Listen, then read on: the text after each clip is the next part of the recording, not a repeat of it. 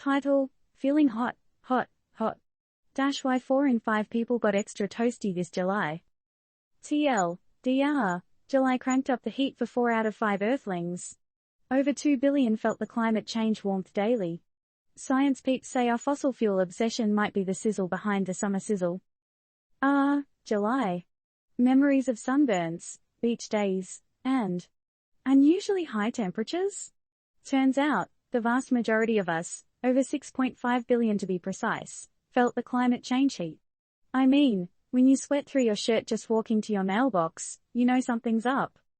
This heatwave rundown comes courtesy of Climate Central, the cool, ironically, non-profit that's all about decoding how much climate change tweaks our daily weather.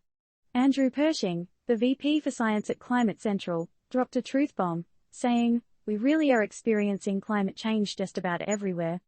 Everywhere? Even in my grandma's icy basement? In their research, they scoured data from a whopping 4,711 cities. Out of these, 4,019 had climate change leaving its hot little fingerprints in July alone. Remember those pool parties in Florida? Over 244 million people there felt that extra warmth, thanks to our climate's latest shenanigans. Oh, and speaking of cities, places like Mecca, Saudi Arabia, and San Pedro Sula, Honduras, had their residents baking.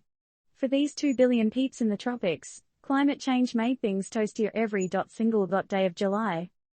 A standout. July 10th.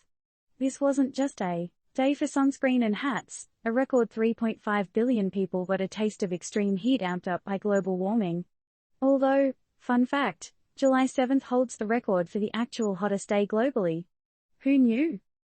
But before the skeptics chime in with their "it's just a hot summer" bit, there's a kicker.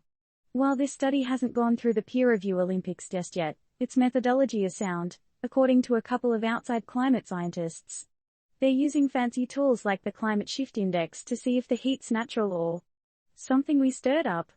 So far, the results are hotter than a jalapeno.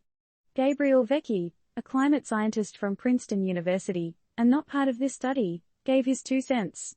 He says we should be used to connecting individual heat waves with global warming. Unfortunately, he adds, this month, as this study elegantly shows, has given the vast majority of people on this planet a taste of global warming's impact on extreme heat. Disclaimer, this article isn't here to provide advice. The climate, like that questionable leftover pizza in your fridge, is complex. Always seek the full story and consult experts before drawing conclusions. This isn't the viewpoint of Turned Up News, we're just presenting the facts with a side of spice.